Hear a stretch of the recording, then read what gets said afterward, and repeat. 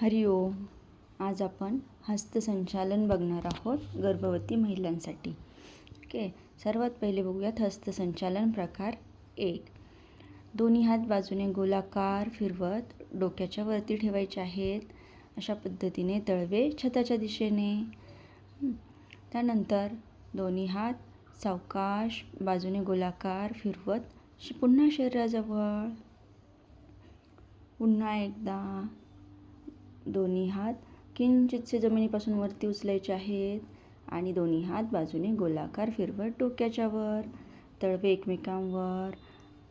थोडेसे हात वरच्या दिशेने आणि पाय खालच्या दिशेने ताणून घ्यायचे आहेत. पुन्हा दोन्ही हात शरीराजवळ. एक हालचाल आपण 3 वेळा करणार आहोत. पुन्हा एकदा करायचं आहे.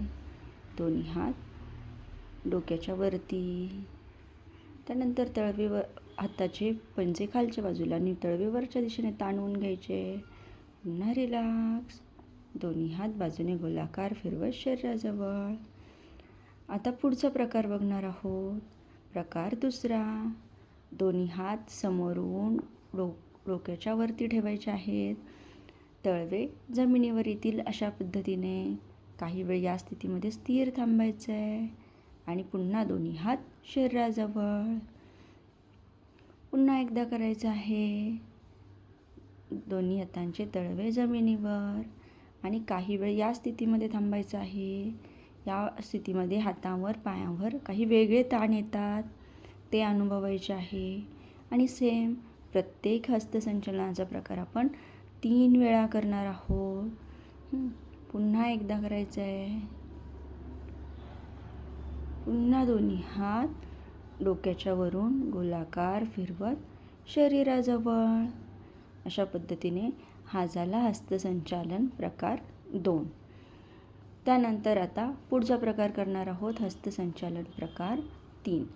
दोन्ही हात बाजूने गोलाकार फिरवून डोक्याच्या वरती हाताची फुली करून ठेवायची आहे. त्यानंतर अशीच ती फुली उचलून पोटावर. दोन्ही हात पुन्हा शरीराच्या बाजूला. पुन्हा दोन्ही हात पोटावर आणि तसेच दोन्ही हात डोक्याच्या वरती आणि पुन्हा दोन्ही हात बाजूने गोलाकार फिरवत शरीराजवळ.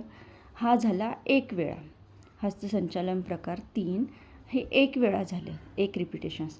तर असेच अजून 2 वेळा करायचं आहे सेम. पुन्हा दोन्ही हात बाजूने डोक्याच्या वर, पुन्हा पोटावर आणि पोटावरून शरीराजवळ. त्यानंतर पुन्हा पोटावर घ्यायचे आहेत आणि पोटावरून डोक्याच्या वर आणि बाजूने गोलाकार फिरवत शरीराजवळ. हे 2 वेळा झालं. अशाच पद्धतीने अजून 1 वेळा करायचं आहे, म्हणजे झाले 3 वेळा.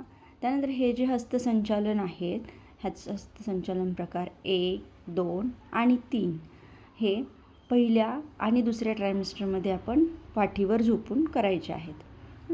त्यानंतर अशा पद्धतीने पुन्हा हात जागेवर.